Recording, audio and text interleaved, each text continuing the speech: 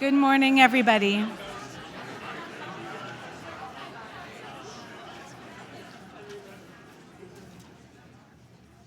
Good morning. Good morning especially to our special guests, the Osler Fellows, the leadership of the Physicianship curriculum, including Dr. Guylaine Thériault, our Physicianship Component Director at our Outaouais campus, and of course, our very special students in the class of 2021, their family and their friends.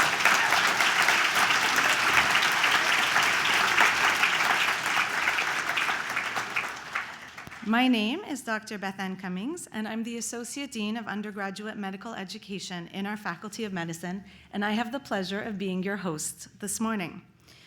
We recognize that McGill University is on land which long served as a site of meeting and exchange amongst Indigenous peoples.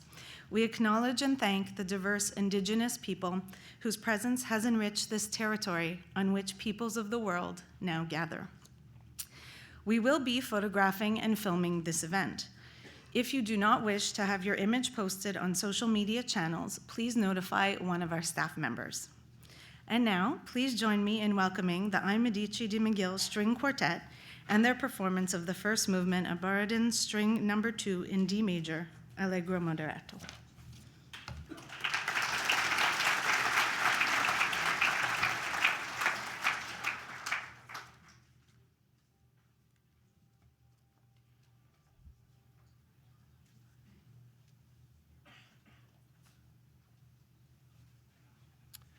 Hello. I do have to tell you something about the music we are going to play.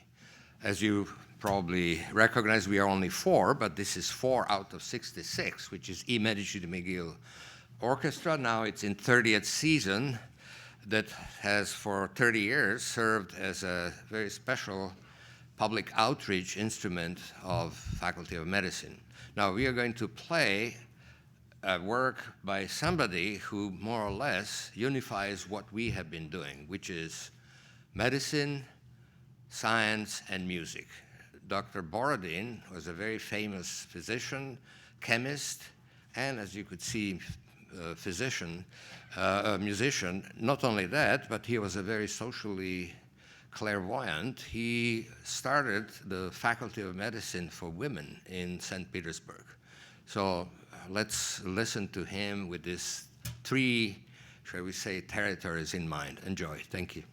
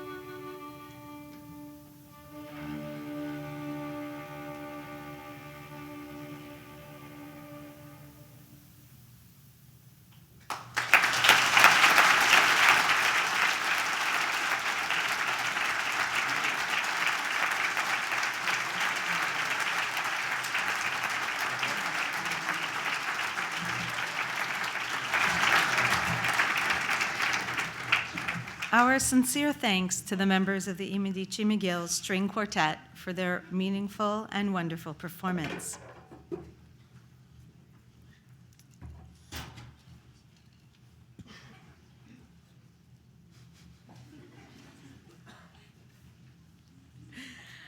I would now like to call upon our Dean, Dr. David Eidelman, Vice Principal of Health Affairs and Dean of the Faculty of Medicine, to deliver his address.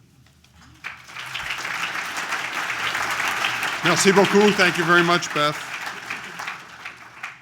Good morning, everyone. Good morning, class of 2021, family, friends, and everyone joining us via live stream. Bienvenue à tous et à toutes. Ce n'est pas seulement en tant que doyen que je vous adresse ce matin, mais aussi en tant que fier diplômé de la classe de 1979. Et vraiment, it's really great to be here.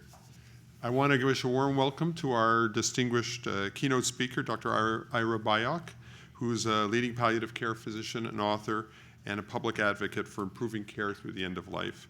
Really, it's an honor to have you with us today, Dr. Byock. I would like to also express our appreciation to Dr. Frederick Braun from the McGill MDCM class of 1972, and Maureen Braun, who graduated from McGill Nursing in the same year. Rick and Maureen recently established the Braun Family Fund in Medicine to support the Whitecoat Ceremony so that we could be able to get together and celebrate this milestone together today. And I want to also acknowledge Dr. Don Boudreau, who has really exhibited steadfast commitment to make sure this event is a success year after year, working closely with our staff members, and I want to thank all of them for their hard work in putting this together. So I say every year, when I look around this room and I get older and you don't, is that there really is a profound difference between then and now. Before we walked in, I was joking around about a TV show we used to watch in the 1970s or 60s, and you have no idea how different things were back in the day. So in my year, as I say every year, the big thing in my second year was I worked at the Olympics. The big thrill of being at the Olympics, if you were a medical student, was you get to collect pee. So we were there to supervise the collection of urine for doping. That was the coolest thing we got to do. But what we didn't do, that was amazing. But what we didn't do is we didn't have formal ceremonies to mark transitions the way we do now. We were told to show up at a certain time, and we did. And we went where we had to go, and if it was time to get a coat, you got a coat, and you just did your thing. But nobody actually stopped to think about what it meant to put on a white coat or to start looking after patients. And that's what today's ceremony is about. We're celebrating the donning of the white coat, or the healer's habit, as we call it, in this special ceremony, not because it's the first time you're seeing patients. Your group, like every class since 2013, has had the opportunity to see patients from first year. It's really to mark a change. It's a symbolic, but very important symbolic change. So, we have white coats. Many of us believe these are kind of old-fashioned and maybe out of date. They're really there to remind us of what priests used to wear, and healers in traditional ceremonies used to wear a special garb. As you know, physicians didn't wear white coats originally. In fact, they're a relatively late addition to our accoutrements as physicians. The idea was, when science started to be the dominant cultural value in society, physicians wanted to have their type of work seen as scientific. And so people put on a white coat to say, we're just like those scientists. And many of them were. And you just heard about Dr. Borodin, who was more than just a physician scientist. He was also a great musician and composer. And so the white coat is really a symbol of what we aspire to, which is excellence in medical care, evidence-based medicine. But of course, many people, including me, criticize the white coat. It's a vector of infection. This is well established. I think for some patients, it's a barrier. It's something that people see as standing between the patient and their physician or their other health professional. On the other hand, there's many patients who feel that when they see someone in a white coat, that gives them reassurance that they're with somebody who is very professional and who's ready to provide them with the care that they need.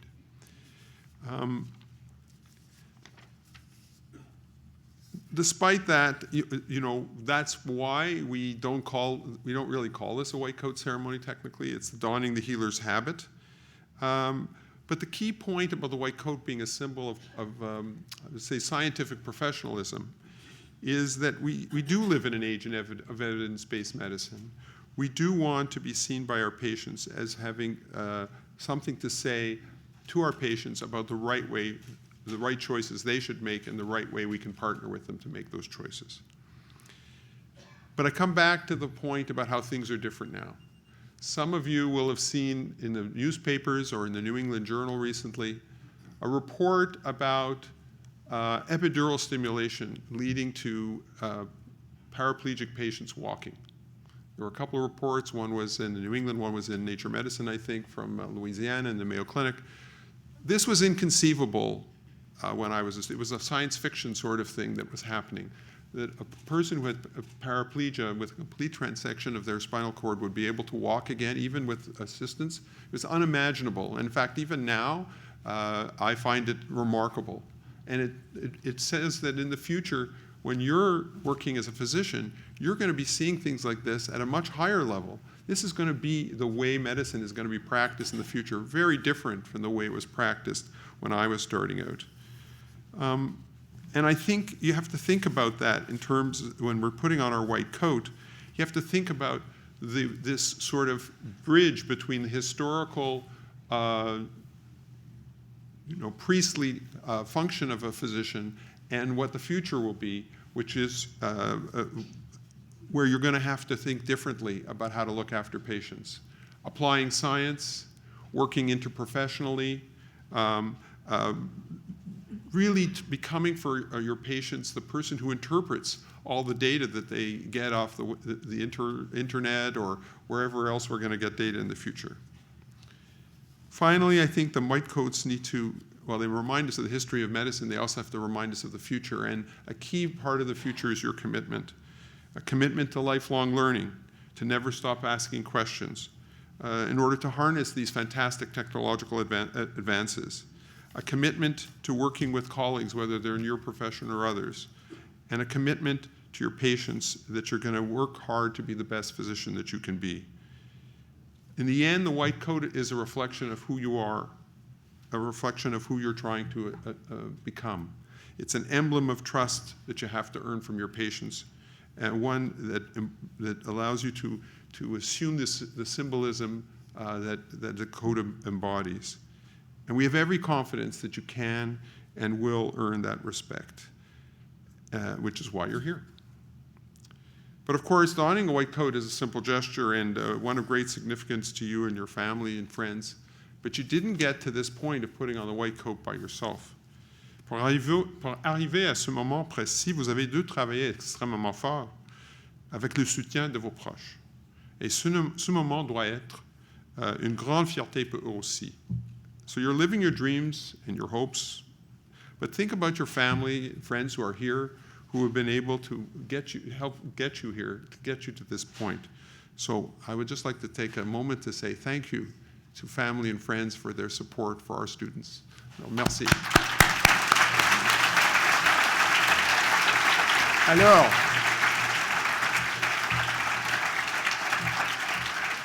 chers futurs médecins, au nom de la faculté de médecine, je vous félicite. I want to wish you congratulations on the next step of this journey. Profitez bien de cette journée remarquable et mémorable. Good luck to all of you. Thank you very much.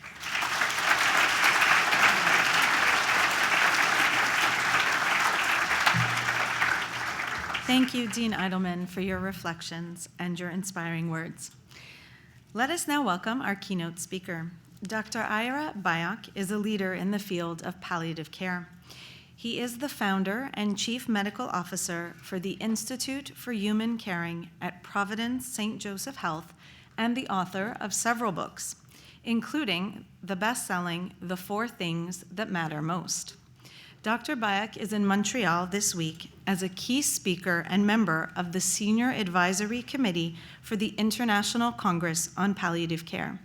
And when asked, he enthusiastically agreed to make the Whitecoat Ceremony, or donning the healer's habit, part of his plans while he was here. Please join me in welcoming Dr. Ira Bayak.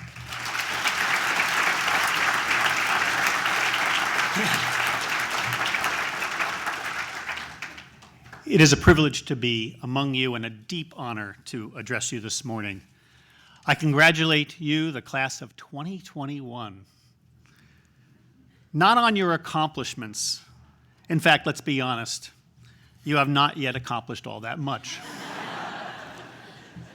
Most of your accomplishments lie ahead. I congratulate you on your decision to become a doctor. That is not an easy thing to do. It is courageous.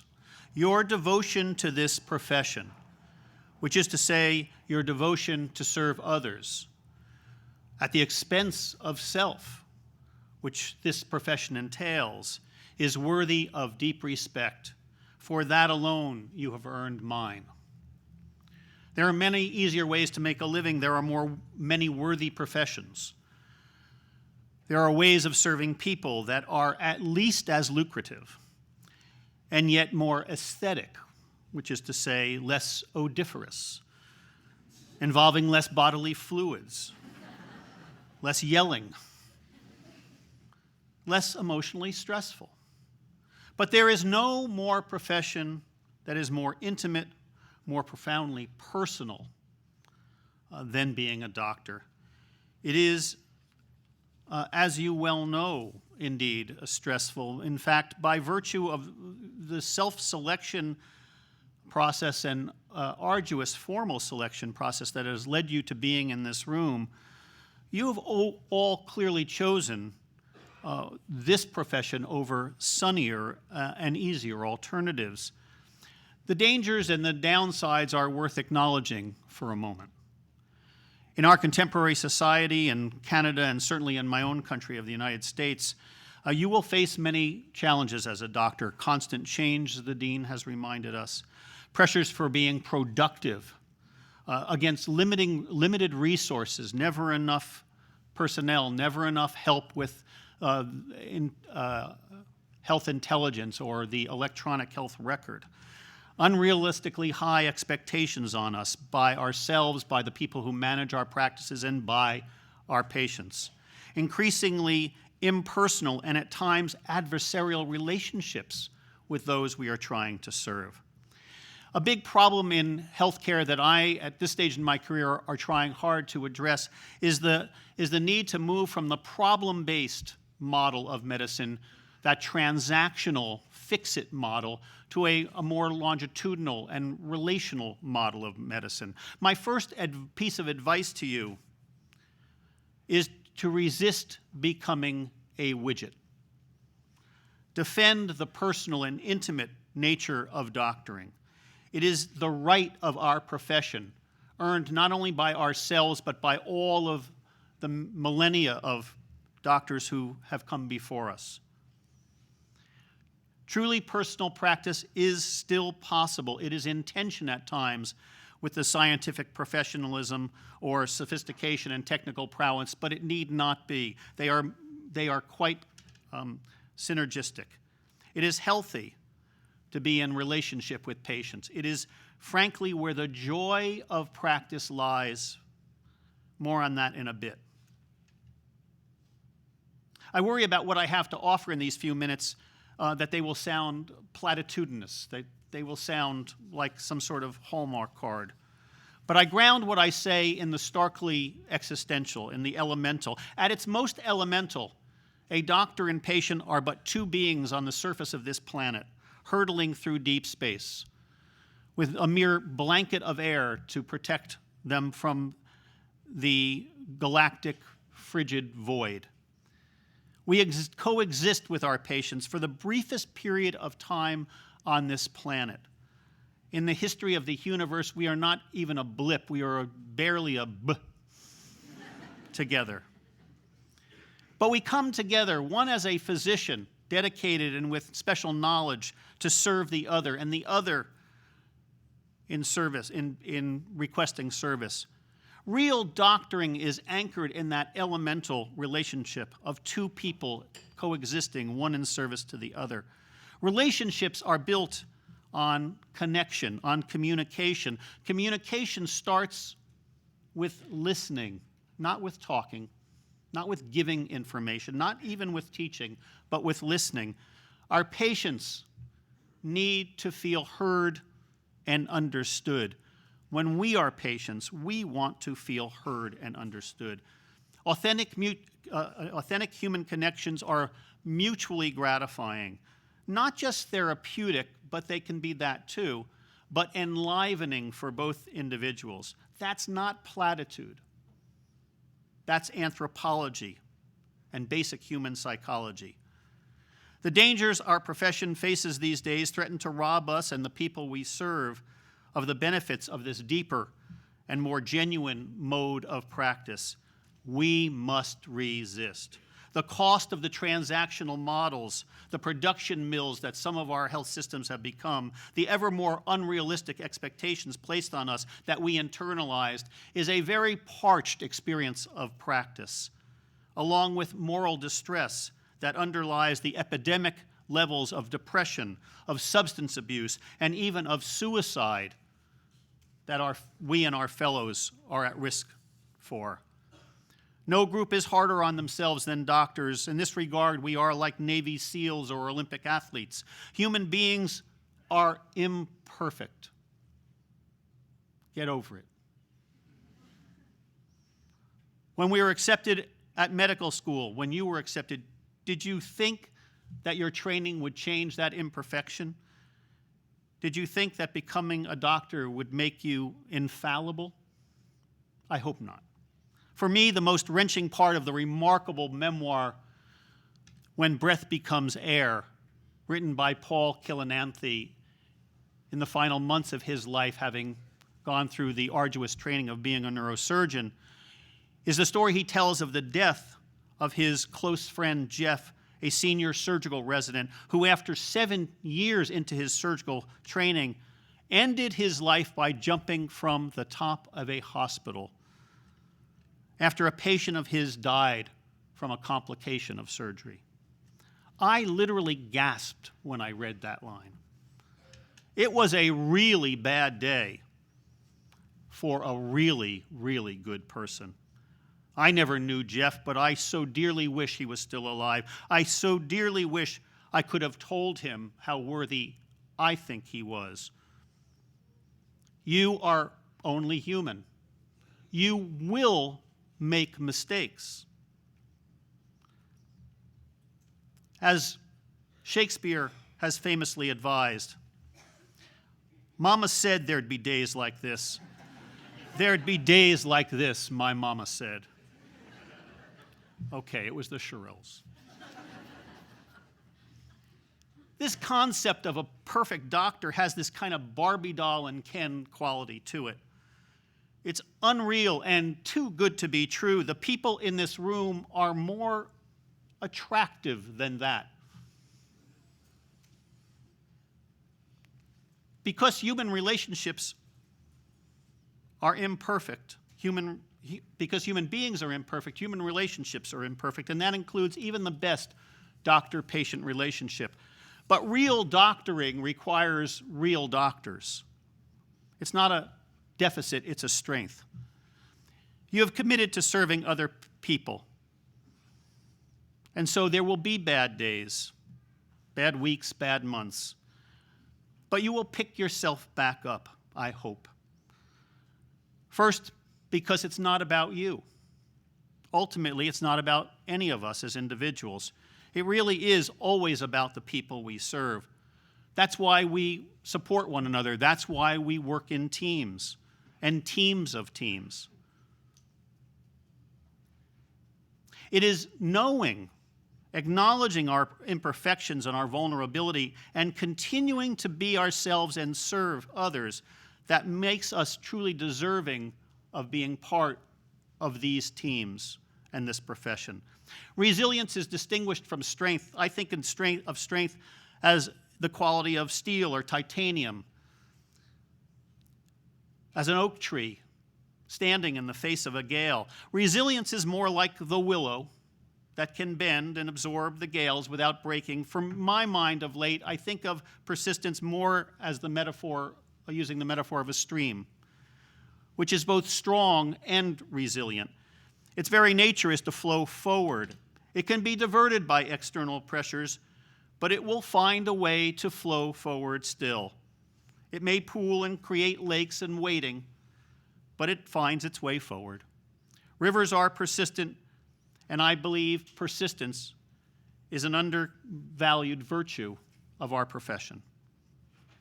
Resilience is a trait we must cultivate for ourselves and, again, for the benefit of those we serve.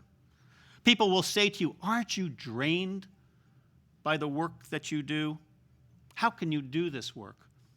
We are not just vessels filled once and then drained. If we practice authentically, with real relationship, real connection, we can also be filled up by the work that we do.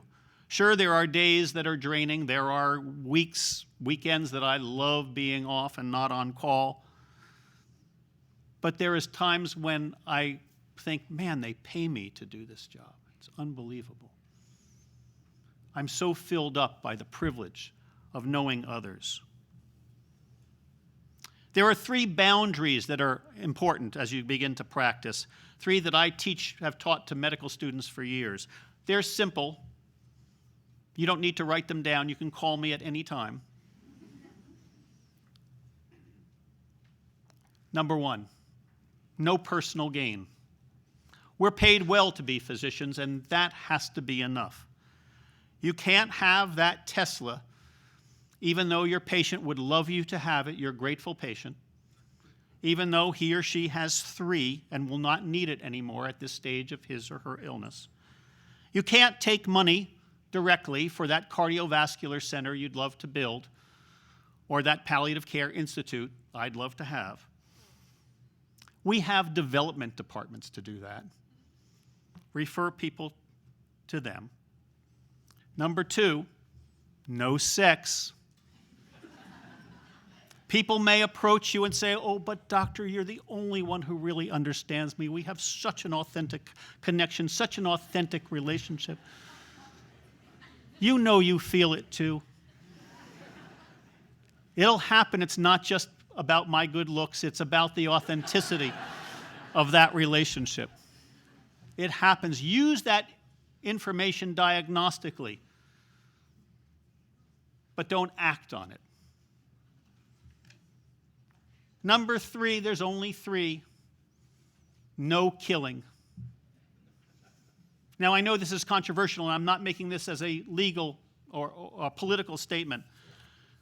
The prohibition against assisting in suicide or euthanasia has stood for multiple millennia. Now, the Canadian Supreme Court just took it out of the realm of the political, settled for all time, really, the legal question. It's now legal, as it is in 7 American states. I'm not debating that, though I have strong opinions. But from within the realm of the breadth of medicine, the fact that it's been made legal does not necessarily make it medical, ethical. That's the purview of our profession to define. It's legal to take that Tesla. Thank you very much. It's legal to sleep with a patient who has fallen in love with you. But it is out of scope of the practice of medicine.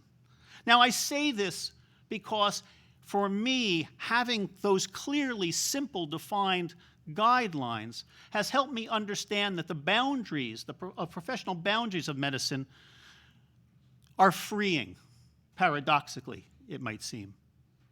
Because if you know what you cannot do, you can relax and bring your whole self to the clinical encounter. If you think that professional boundaries are about emotional detachment, boy, it's going to be a long career, a parched career. It's going to be drudgery. But if you can bring your whole self to the clinical encounter, you can enjoy the practice of medicine, which is to say you can infuse your practice of medicine with joy. And because patients and their doctors in real doctoring are authentically connected, if you are enjoying the practice, your patients are far more likely to benefit. If you know what you can't do, just 3 things. I won't test you, but you can look them up. If you know what you can't do, you can come into the real relationship and even a friendship with patients, coexisting with your therapeutic role. You can laugh with patients. You can kibitz with patients. Diagnostically, a patient who will accept your teasing and laugh back is not clinically depressed. You can tear up with patients when something that has happened has moved you. You can touch and hug patients. You can share a personal story from your perspective or your history if it is in the patient's service, not your own gratification. This is always about them. You can apologize if you have made an error. You can express disappointment when a treatment does not work. You can attend a patient's birthday party without ethical question. You can attend a wedding, a first communion, a bar mitzvah or a bat mitzvah. You can come to their home for a family meal. You can have them to yours. You can give a patient a trinket. I'm big into trinket therapy. Accept a small gift. You can speak at a patient's funeral. 2 quick stories. One, I was taking care of our palliative care program at McGill, was taking care of a patient, I'll call him Bert, myelodysplastic syndrome, a man in his 50s. He was in the hospital for 6 weeks at a time with a stem cell transplant. He had a fever and was receiving 2 IV antibiotics and an antifungal agent, and was, intermittently febrile. Occasionally his blood pressure was getting too low. We were all worried that if it became lower, he was going to have to go to the ICU, which nobody wanted for Bert. Bert was an arch political conservative.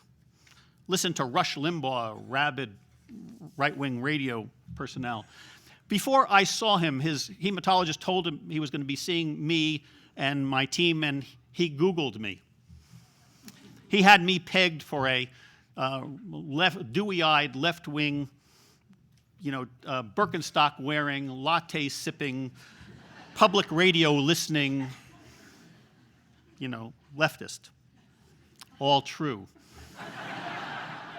And as part of the basis of our relationship, every day he had to tell me the right-wing perspective on the news.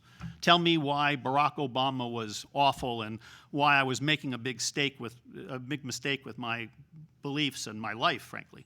But we became friends over time. One day when he was having these fevers and his blood pressure was getting a little soft, I looked at his numbers. He actually looked better than his lab tests, and I decided to try a therapeutic intervention. I went back to my office and I printed in color a 2-page document. The first page just said, in case of low blood pressure, lift this page. And on the page under it was a color photo of Keith Olbermann, a rabid left-wing radio talk show host, holding a American flag. And I said to Bert, I'm going to try this. And I taped this thing to his wall. And I say, I've instructed the nurses that if your blood pressure gets too low, to just lift this page. And I put it up, and he said, he rose up from his bed as if stung by a bee. He said, I hate that son of a bitch. And I walked around the room like a peacock. I think it's working. I think your pressure is higher. He complained to everybody about that, what I'd put up in his room. I went down the next day to do rounds, and the nurses said he's talking to everybody who walks into the room about the housekeepers, the lab people, but he hadn't taken it down. It was a mark of our friendship. In the midst of this really horrendous situation, he had a little quality of life, a little bit of well-being. Another quick story, our team helped take care of a woman named Mariah.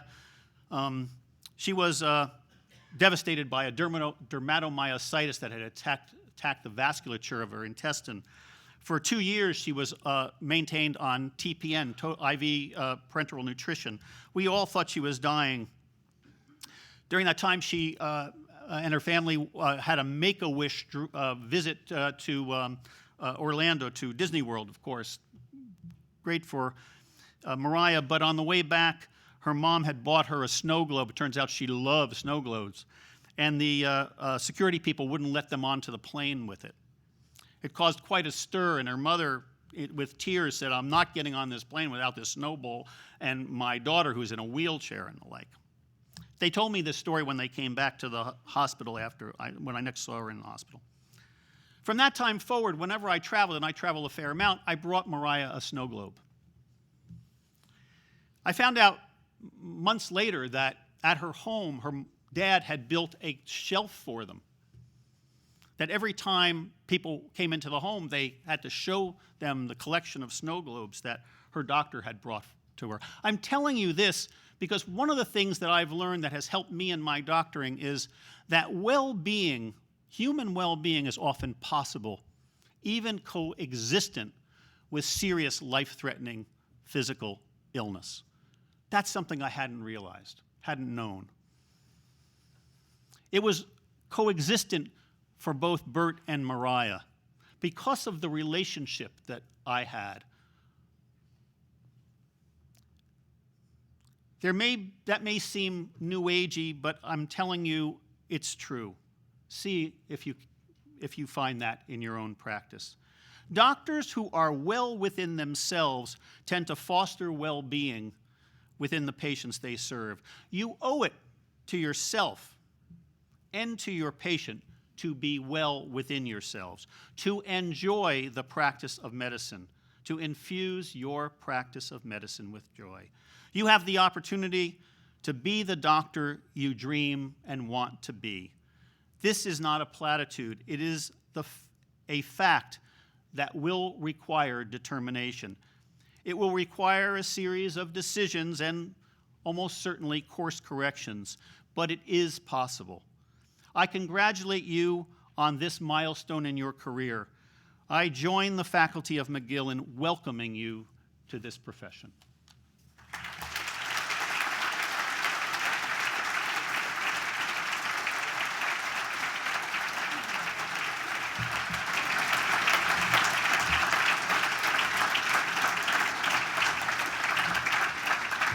Thank you, Dr. Bayek, for your insights and your advice for the class of 2021. Now, Laura Berliner from the class of 2019 will offer some reflections.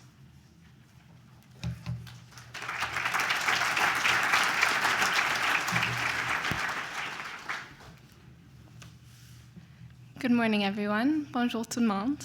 My name is Lara, and I'm a fourth-year medical student. Félicitations à toute la classe. Your Whitecoat Ceremony today is a big accomplishment. If you had asked me 2 years ago, sitting where you are now, how I was feeling about transitioning out of the classroom and into the hospitals, I would have told you I was terrified. But, as is often the case, everything turned out to be fine. I'd like to start with a somewhat embarrassing story that I think really highlights this. Sitting in your place 2 years ago, I was a nervous wreck because I had a grave fear of needles. I'm talking the type of fear where I would almost pass out when getting blood tests and would start to feel queasy even watching needles on TV. And so at my Whitecoat ceremony, knowing that my anesthesia rotation was fast approaching and that I would be asked not only to touch and uncap needles, but to actually use them to start IV lines, draw medications, and give injections, made me very nervous. The night before my first day in anesthesia arrived, I went to sleep, tossing and turning with anxiety, and woke up to a morning that seemed to pass more quickly than expected.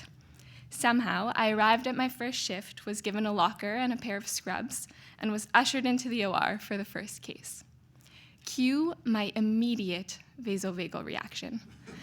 My vision went black as my body crumbled to the floor. and cue the lovely nurses at the Children's ushering me out of the OR and onto a vacant stretcher in an empty hallway with a glass of juice in my hand. After a few minutes, I felt better. Knowing that my worst fear had come true, I had shown what I felt was a weakness, and knowing that no one had been upset with me made me feel better. Later in the day, after I had regained consciousness and returned to the OR, I was handed the IV kit. I took it without flinching, uncapped the needle, and inserted an IV. What I wish someone had told me before I started in the hospital is that we all have our own Achilles heel, something that drives our anxiety up, and perhaps, as in my case, our blood pressure way down. These fears are not, as I had believed, weaknesses, but instead opportunities for growth. And so, with this in mind, I would like to offer what I feel is an important piece of advice, and that is to speak up about your fears. It does not, of course, have to be as embarrassing as speaking about them in front of a crowd of strangers, like I seem to have chosen to do, but the important thing is not to keep them secret. Talk about it if you're nervous for an upcoming rotation, or if you don't think you understood something correctly, or if you're not sure how to complete a task you've been assigned to. Talk about it if you're afraid you've made a mistake. Talk to your friends, talk to your residents and staff, talk to your Osler Fellows, talk to your loved ones outside of medicine. Knowing your boundaries is a mature quality. It shows that we are confident enough to admit when we've reached our limit. It also means that you will no longer have to face your fear alone. There's a network of peers sitting in this room with you today who will all be living similar experiences. As students, I think we have a tendency to fear that one of our weaknesses is JAM syndrome. This stands for Just a Medical Student Syndrome. It is essentially the fear that as just a medical student, we're not enough. We don't have all the answers when patients ask us questions.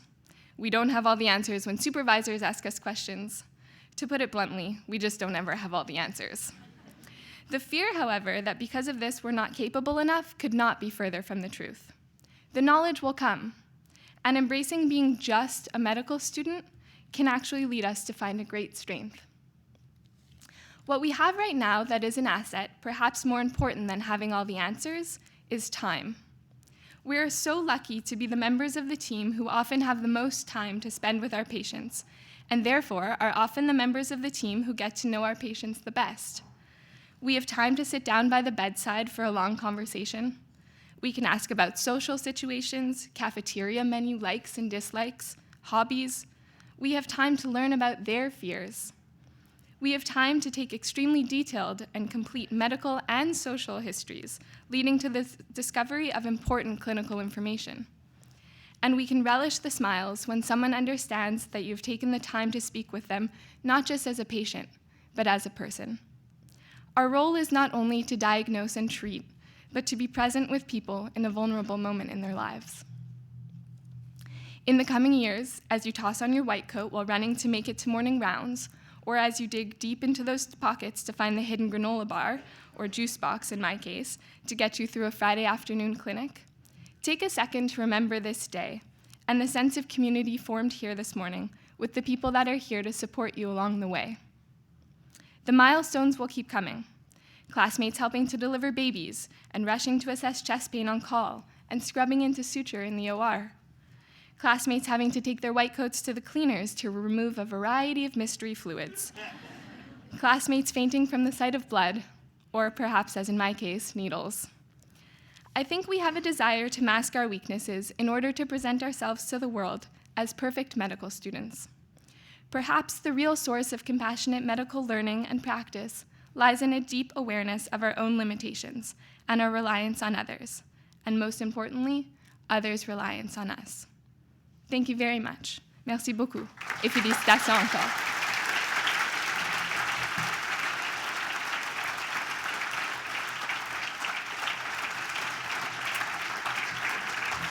Thank you so much, Lara, for sharing your reflections and your wisdom with our colleagues. It is now time for the student donning of the healer's habit. I would like to invite Dr. Namta Gupta and Dr. Barry Slapkoff, who will be donning the students' white coats during the ceremony.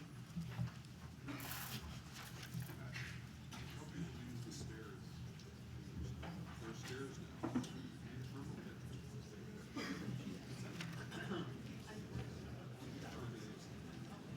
Okay. Okay.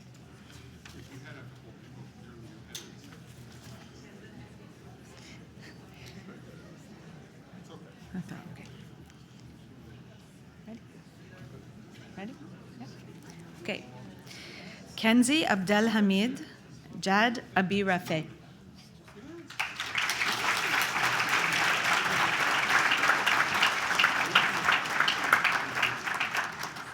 Sayed Abidi, Safina Adatia.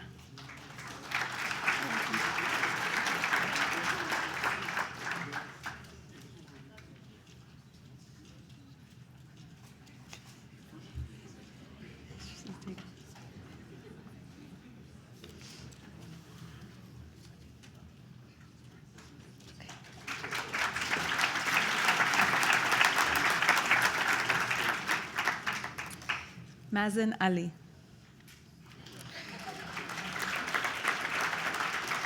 Letitia Amar.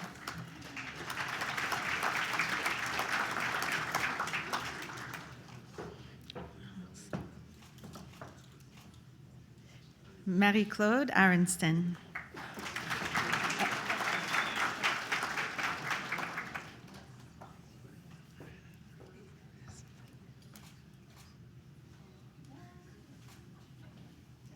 Adele Areski.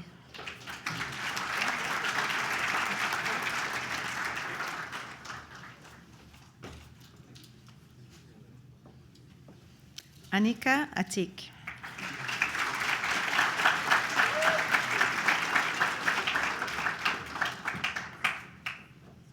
Zahia Atari.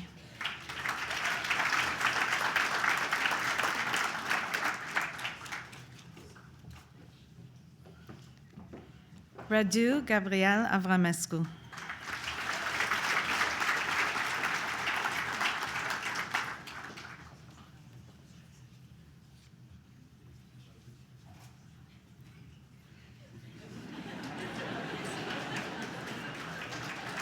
Melissa Bailey.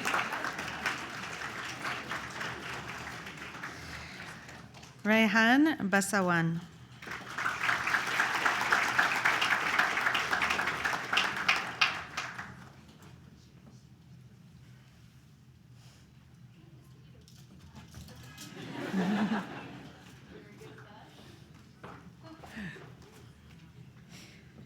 Ian Beamish. Jake Bedore.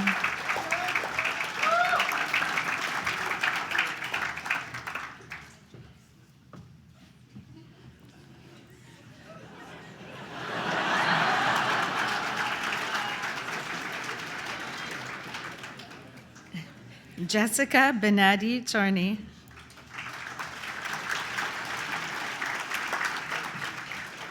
Melissa Berman Rosa.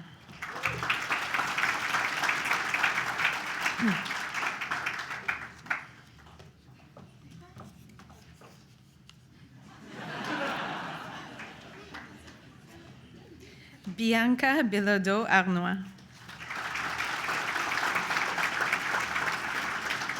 Gabrielle Boadana.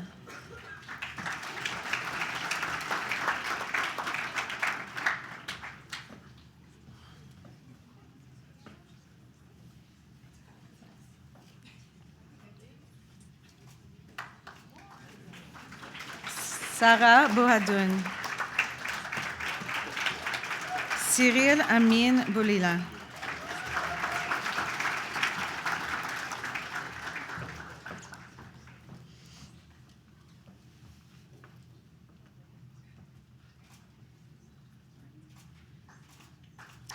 Anne Boutillier.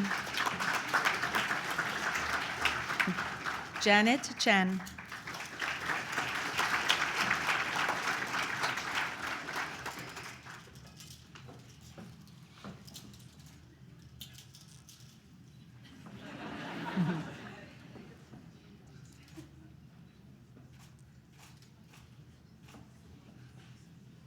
Minuoja Chandramohan.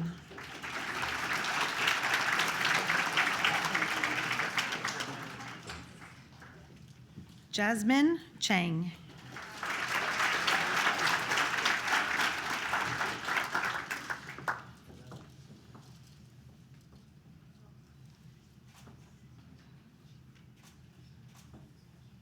Christian Chartier.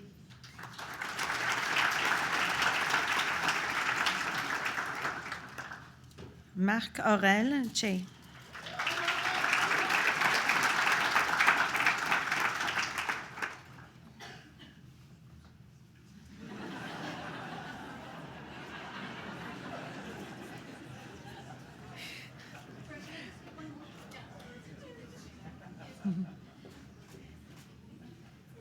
Angelica Chen.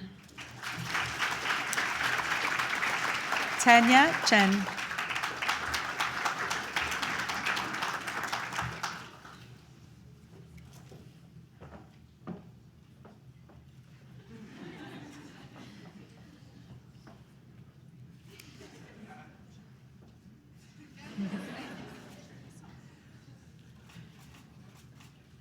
Anthony Chung.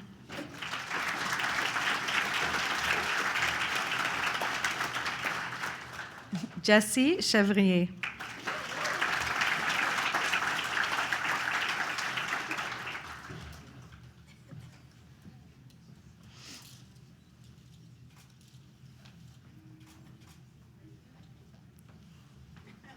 Naomi Chevrier.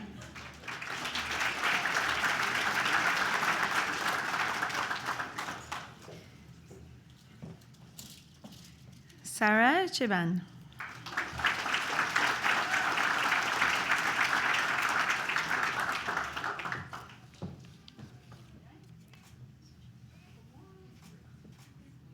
Anissa Chirico.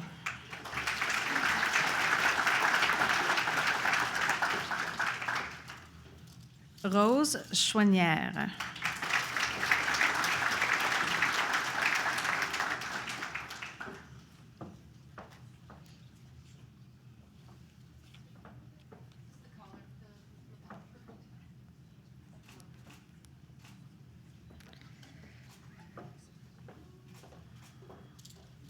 Ellen Chow.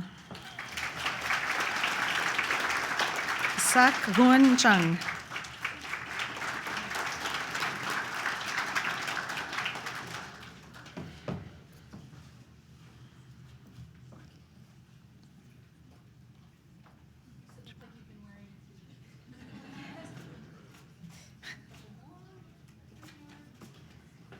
Josie Chipola.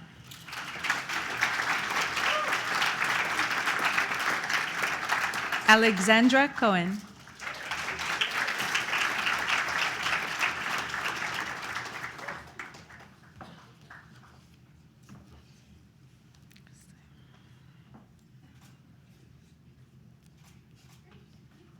Catalina Coste.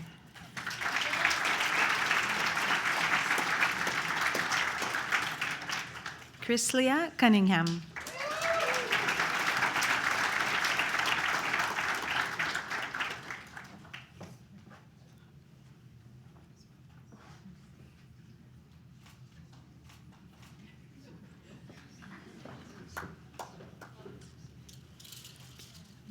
Brian Dang. Alyssa Denanska.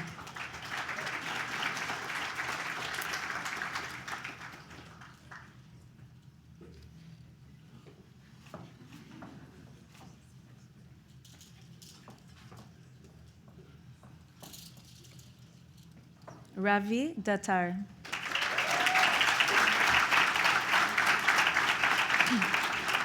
Amy Daradich.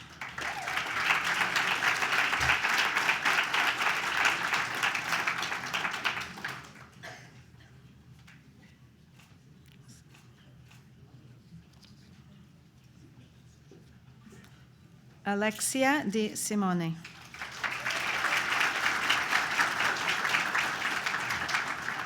Julie de Muhlmeister.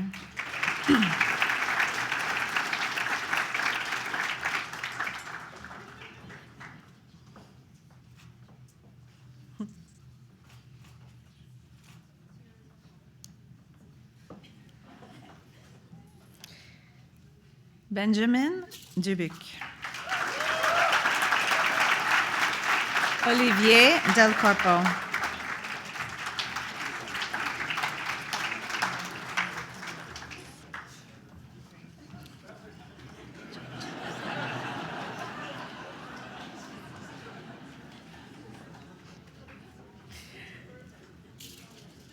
Stefania Dzięciołowska. Ellen Dunbar-Lavoie.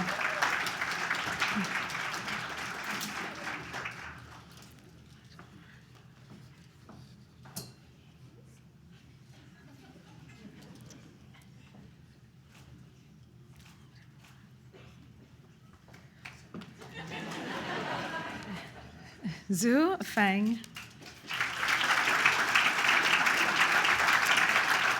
Sarah Al-Jauhari.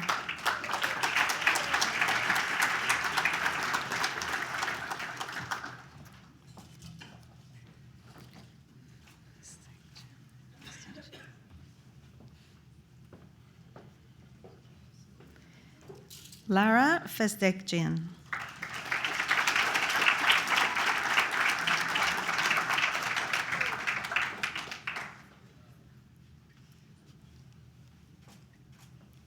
Anthony Fanous.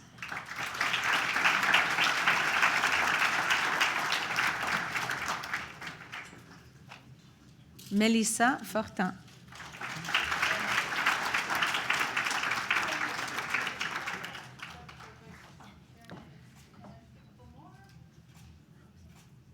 Claire Fogarty.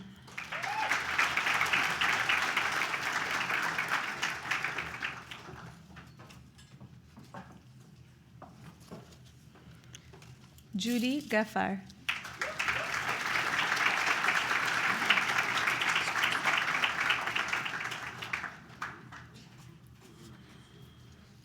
Abby Fraser.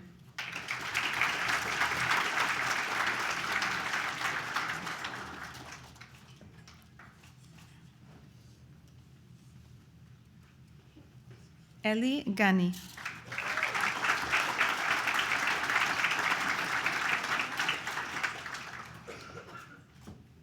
Olivia Ganescu.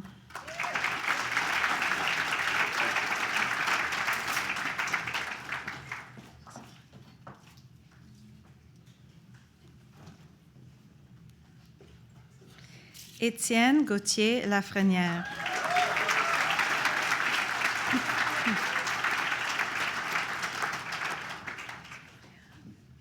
Siahoya Gao.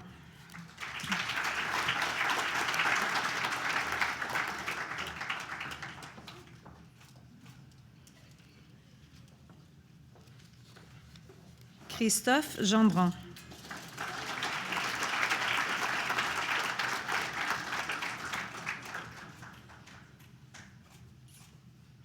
Marshall Gaiman.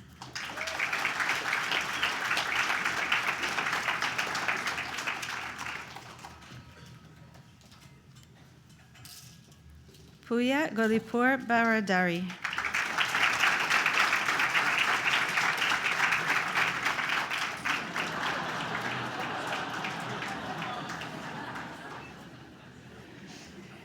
Stephanie Gazal.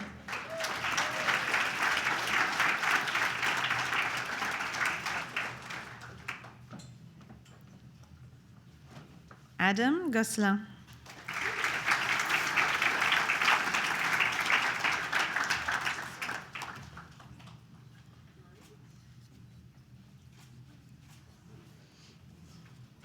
Katerina Giannios.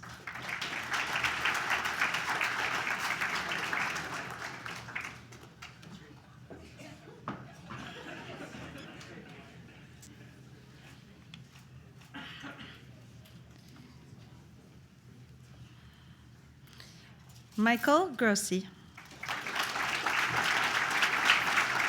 Karine Gou.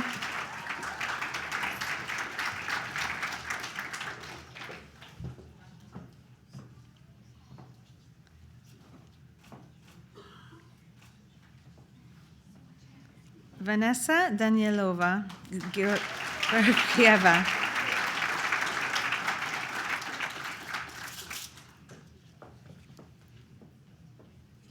Frédéric Groux-Boileau.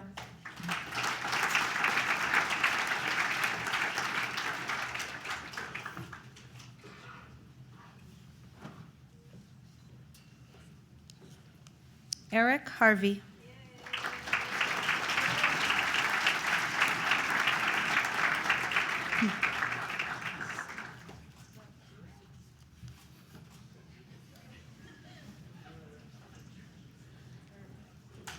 Zineb Hara.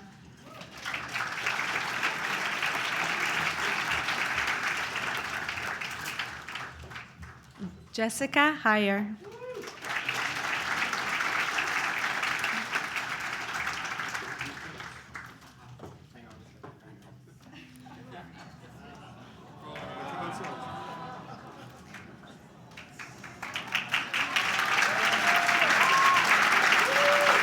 Aaron Hess.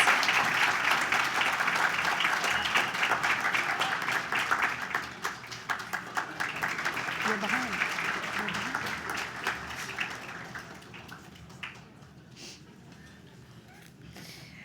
Jimmy Sue.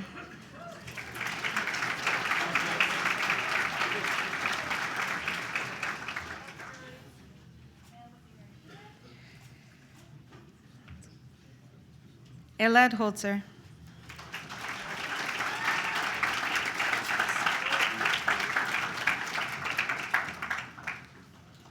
Menal Hurai.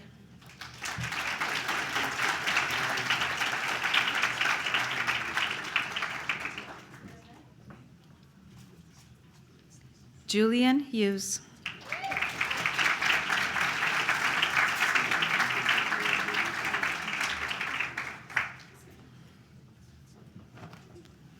Julia Jackson.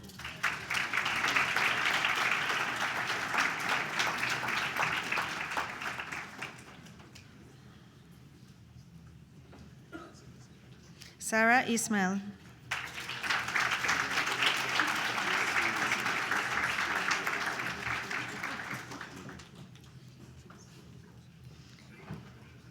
Marie-Pierre Jeancas.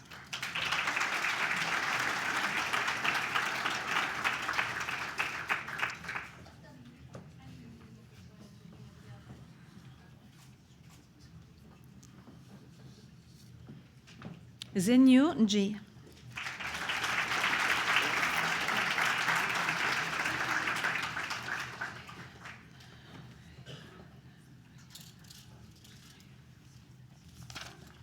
Aditi Kantipuli.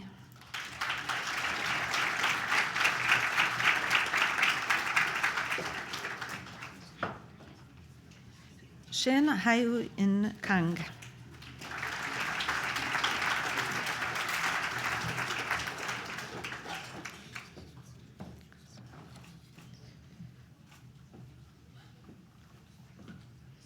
Rosa Lakabi.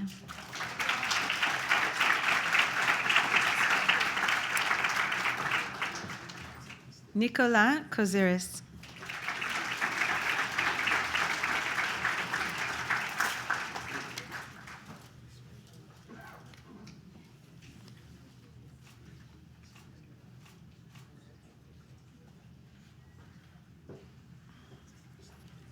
Ariane Lasry.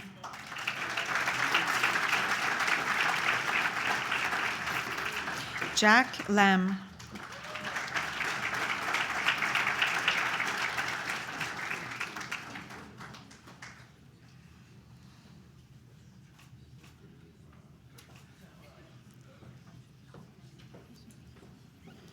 Carl Laverdière. Sabrina Lasry Shemi.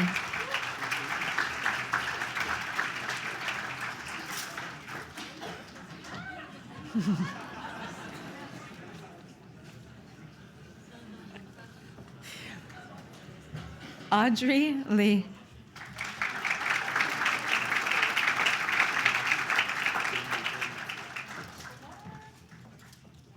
Kyle Law.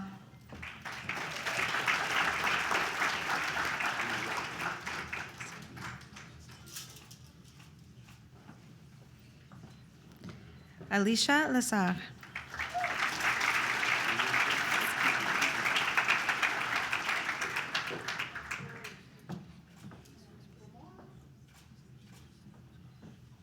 Paul Lerner.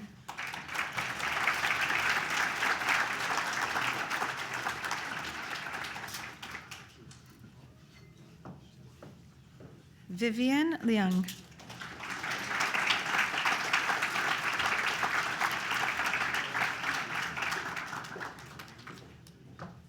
Melanie Leung.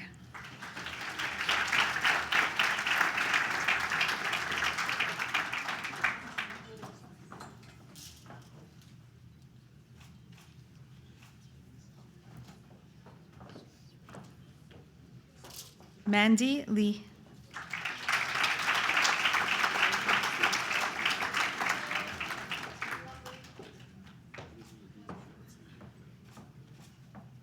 Étienne Leveille.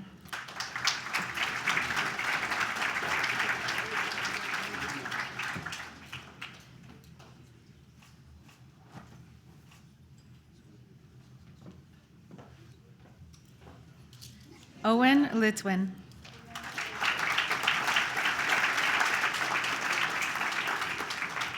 Charmaine Lee.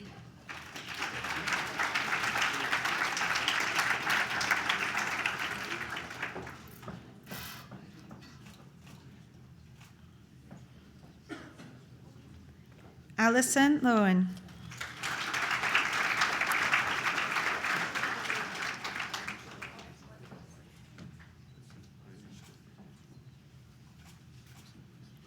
Richard Liu.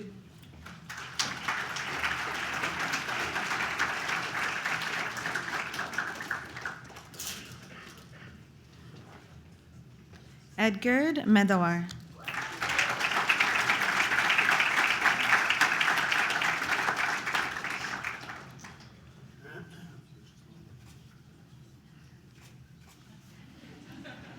Faizan Mansouri.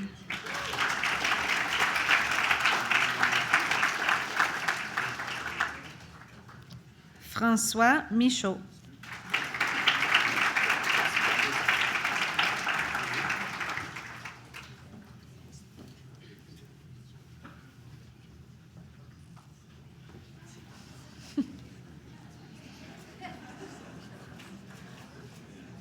Madison Meehan. Mac Michelle Robinson.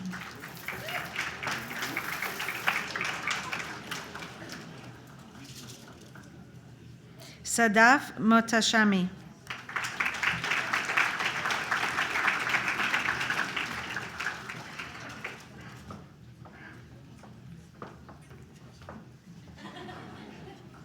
Sorry, I said it too fast. I'll do it again. Mac Michelle Robinson.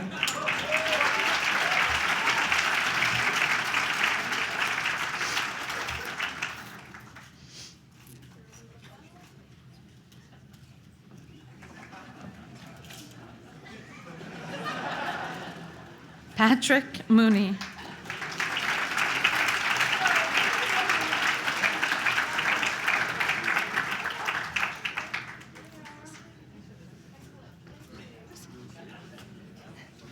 Philippe Moisson.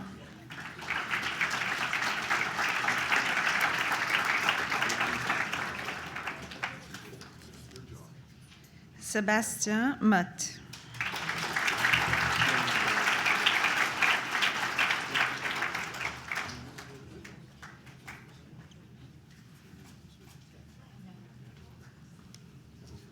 Miltiades Moreau.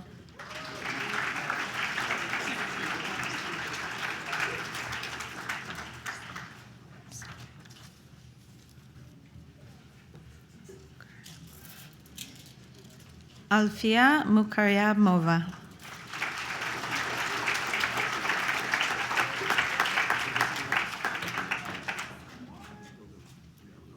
Ghislaine Moussaoui.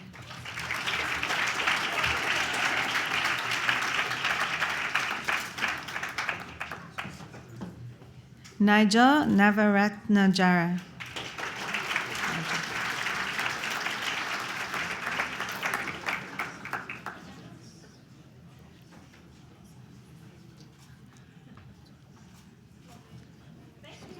Julia Munden. Nam Nguyen.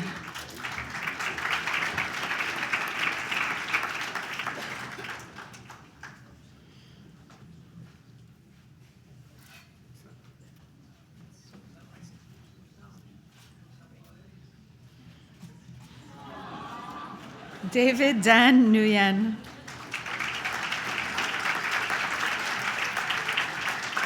Kasper Neberski.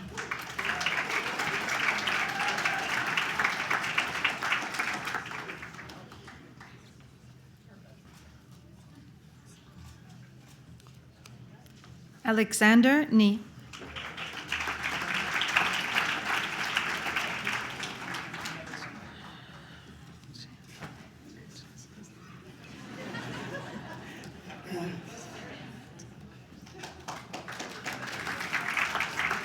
Fares Ould Brahim.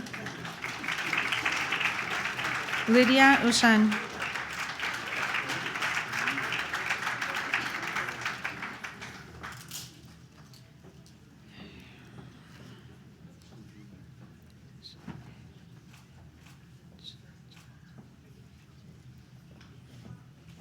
Vitusha Panchacharan.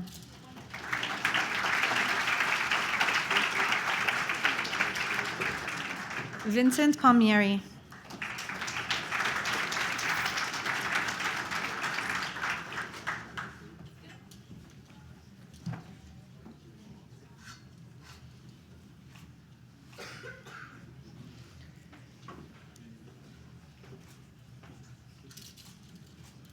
Alessandro Pedicelli.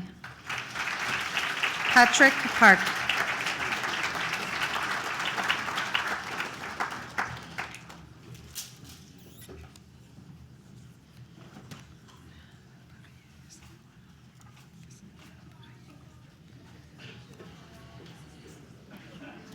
Cassandra Poirier.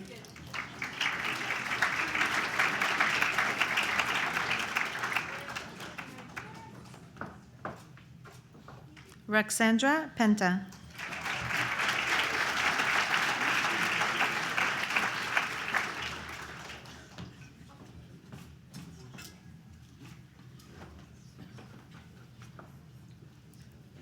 Christina Pop.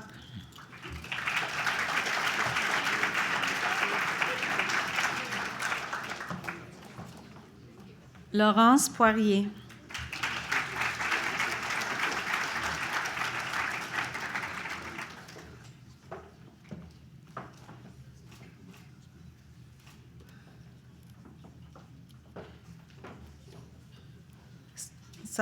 Salima Ramdani. Leila Rashid Dastu.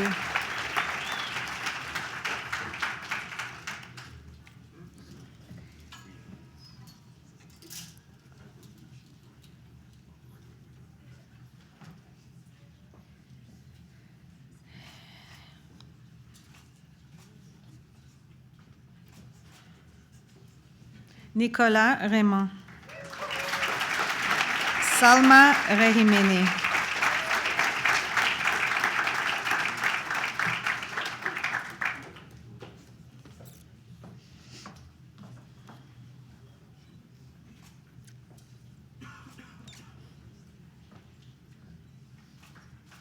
Rahim Remtula.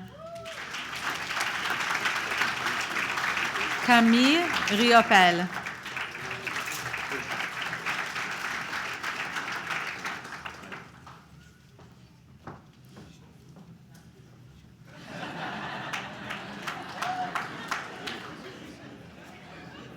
Jennifer Robinson. Léane Rancière.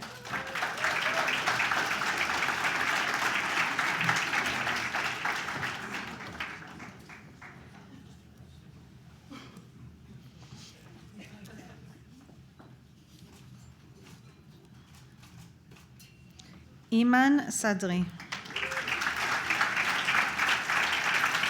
Adam Samet.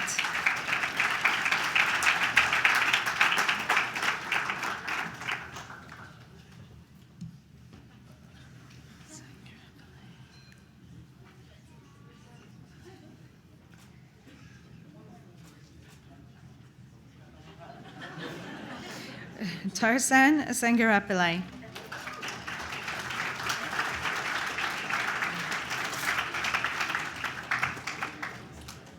Rishabh Sarkar.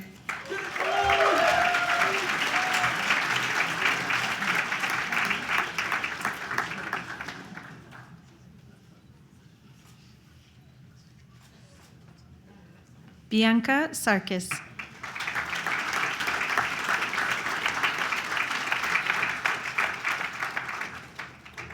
Kaylee Schachter.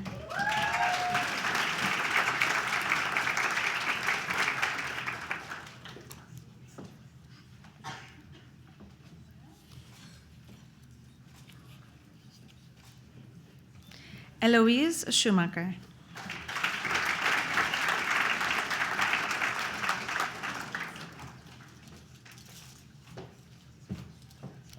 Matthew Schultz.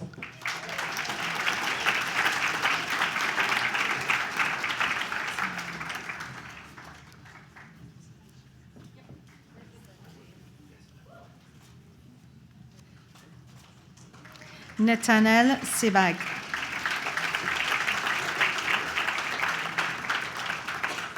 Jordana Serrero.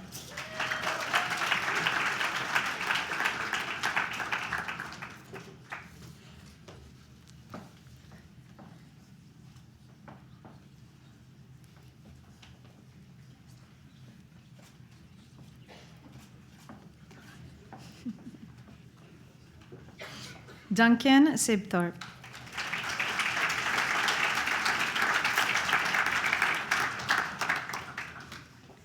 Nicolas Siriani Ayub.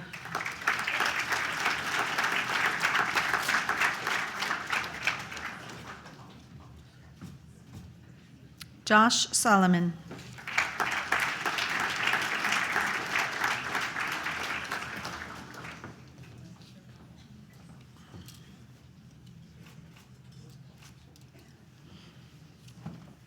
Abigail Sarokian.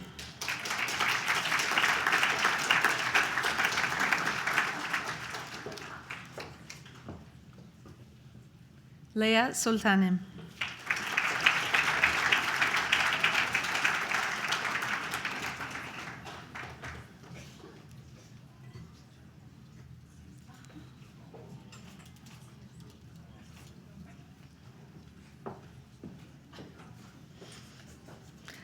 Aliyah Spindel.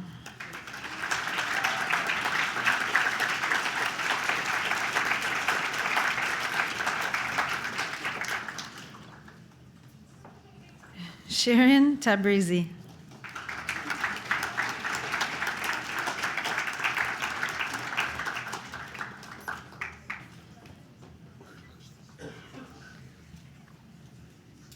Ramdane Taffer.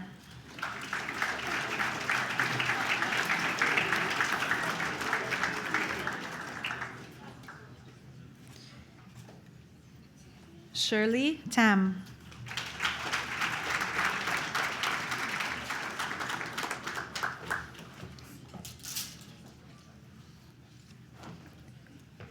David Tardillo.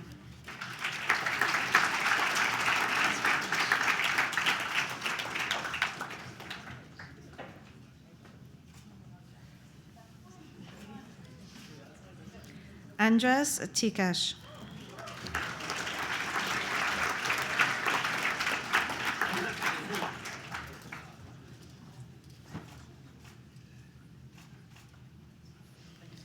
Nawar Tuma.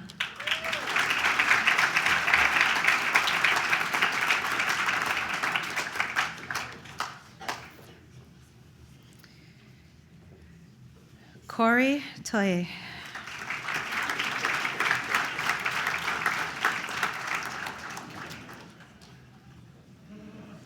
Anthony Valen Thorburn.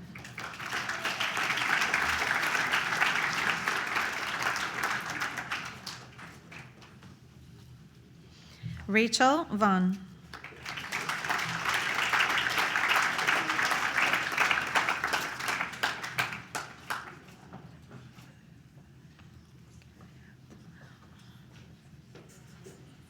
Shruti Venkarataman.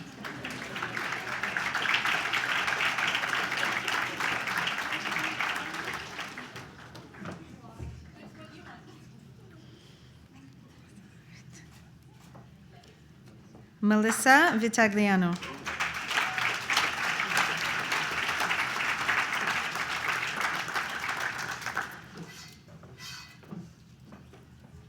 Laurel Wallfish.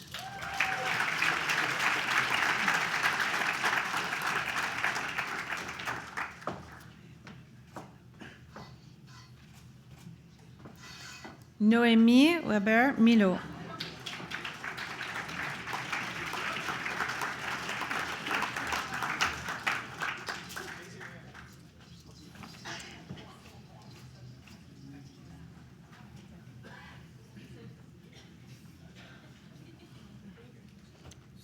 Heather Whitaker.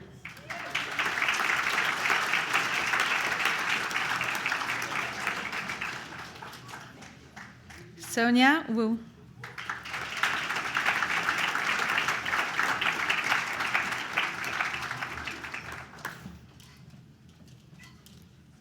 Laura Yan.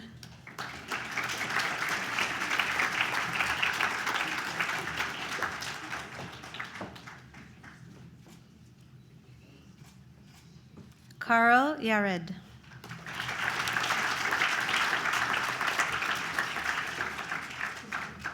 Nancy Yu.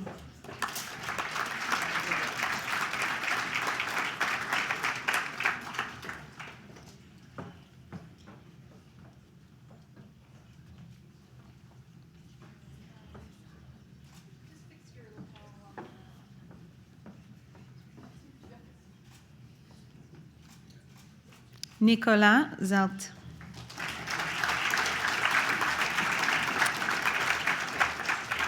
Yu Jia Zong.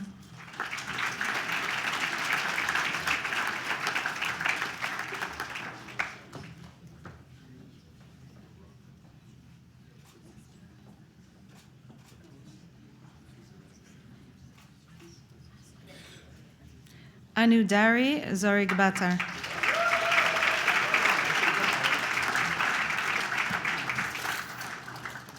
Amin Zuglami.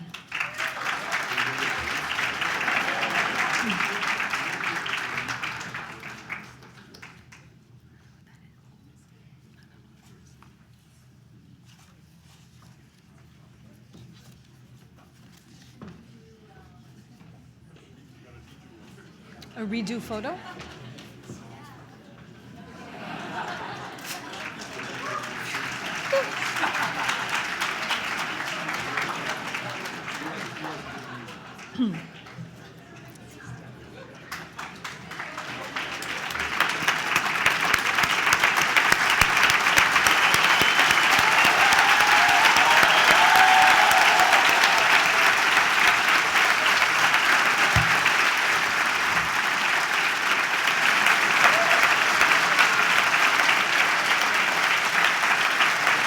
We are so very proud to be part of such an important milestone in your lives. Congratulations to the class of 2021. Let us now welcome your colleague, Rishav Sarkar, who will offer his address as your class president.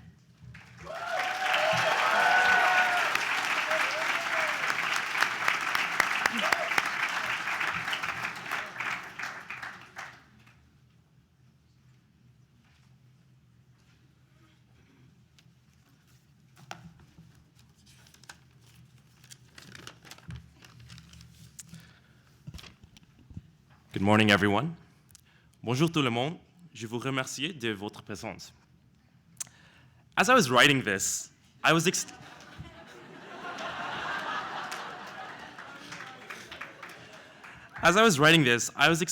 when I noticed that the most important things here today start with the letter F. We have our family, we have our friends, we have our dear faculty members, and food.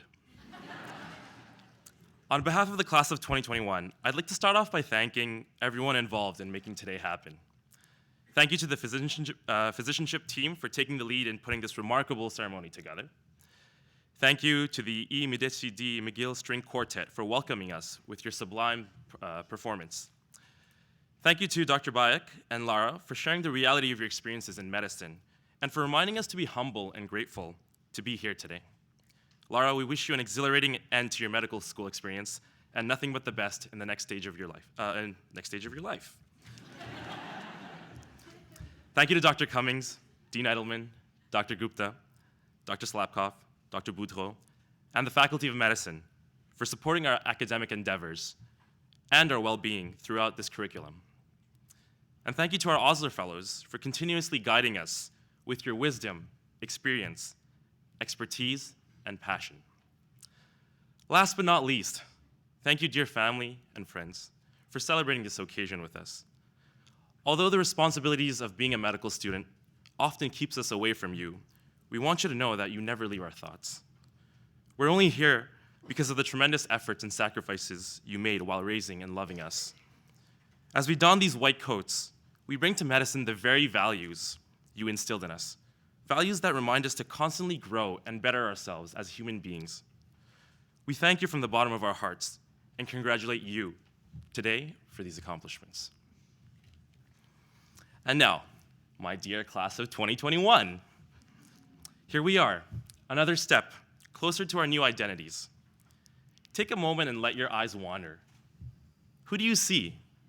Once upon a time, these very characters were intimidating strangers. Yet over the past year, they've become a core part of some of our favorite memories.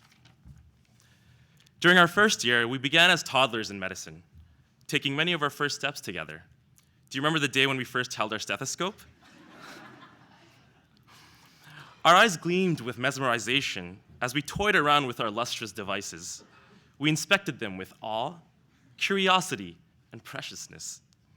Much like a toddler, we even tasted them for the first time, right? No? Was I the only one? Sorry, this is a little bit embarrassing. But in all seriousness, since then, we've eavesdropped on many hush-hush conversations between the heart and lungs. We've gracefully held the arms of patients as we prudently squeezed blood pressure pumps. And we've had the great privilege of listening to the unique biographies that continue to be written by our patients. Most importantly, though, we became more and more familiar with the crucial intimacy between patient and physician. In a few months' time, we'll be bursting through hospital doors, eager to finally apply our FMD knowledge.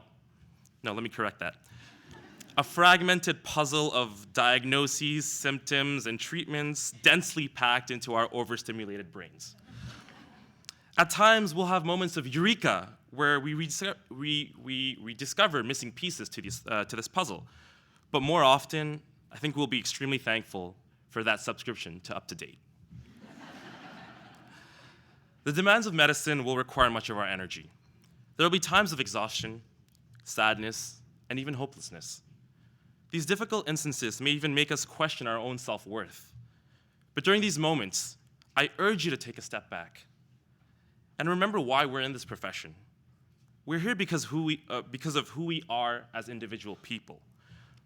Our strengths, our ability to adapt, and our support systems, some of whom are in this very room, have been and will continue to be the trampolines that cushion our falls. So as you embark on this glorious quest of becoming the great physician you envision yourself to be, don't ever be afraid to fall. There's no wiser and better teacher than failure itself, no matter how you define it. It's what allows us to continue blossoming with resilience, empathy, and optimism from the harsh soils that compose this enchanting forest of medicine that we've been planted in together. Meeting each and every one of you has been a highlight of medical school for me. You've become my family away from home. I'm immensely grateful to be a part of a class where we continue to mold each other with our individual brilliance, creativity, and respect. I'm truly excited for us to continue doing so as future colleagues, so I now invite you to join me in starting this next chapter together by pledging our commitment to our patients, our communities, and to society. So let's begin with the French version of the pledge.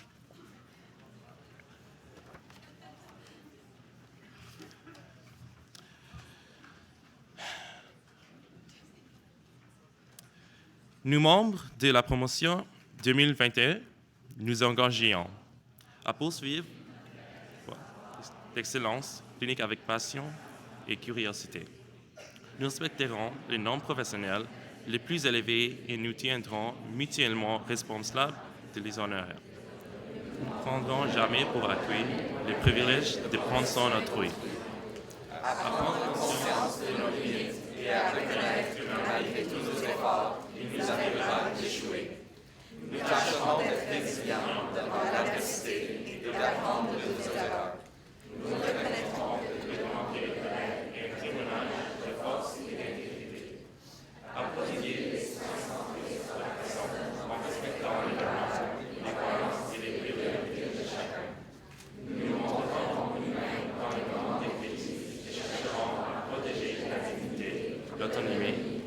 vie privée de la personne. Nous tâcherons de mériter la confiance de nos patients, à nous montrer et profiter de la sagesse et de l'expérience de nos mentors, collègues et patients. Nous honorerons tous les professionnels de santé dans l'art de soigner. Ensemble, nous défendrons les intérêts de nos patients et plaiderons pour un système de santé équitable, accessible et juste. À nous rappeler que même lorsque la médecine exige de faire passer les besoins d'autrui avant les nôtres, nous ne devons pas négliger de prendre soin de nous et de nos proches. Nous serons toujours reconnaissants de leur amour et de leur soutien, n'oublions jamais qu'ils font des sacrifices pour nous permettre de soigner les autres. À respecter les serments dans tout ce que nous accomplirons, tout au parcours que nous attendons. Nous réalisons les promesses non seulement à travers le symbole du sarrau blanc, mais surtout par agir comme soignants. And now let's move on to the English version. We, the class of 2021, pledge to be curious and passionate in the pursuit of knowledge and clinical excellence. We will hold ourselves and each other accountable to the highest standards of this profession.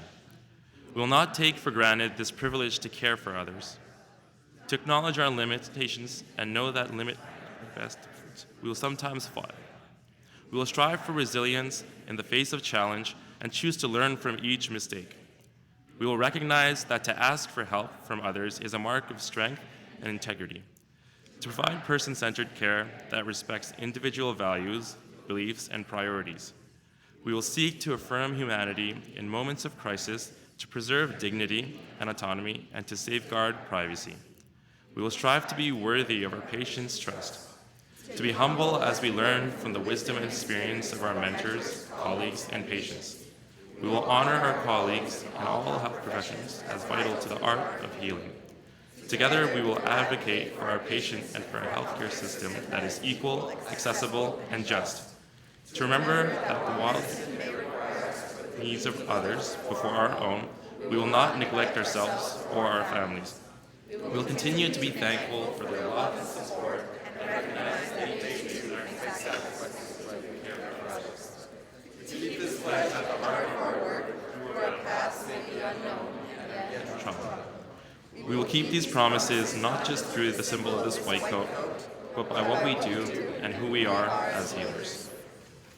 Thank you.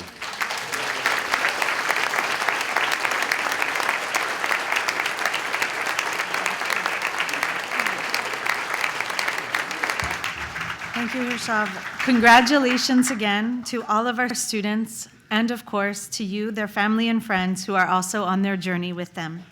We now invite you to move to the foyer or to the sides of the room for a glass of champagne to celebrate our students, as we will need about 5 minutes to rearrange the ballroom for the reception. Please ensure to remove all of your personal items from under the chairs. Note as well that all students will be receiving 2 Osler Fellow books from the faculty. Please be sure to pick them up before you leave today. Congratulations once again to the class of 2021.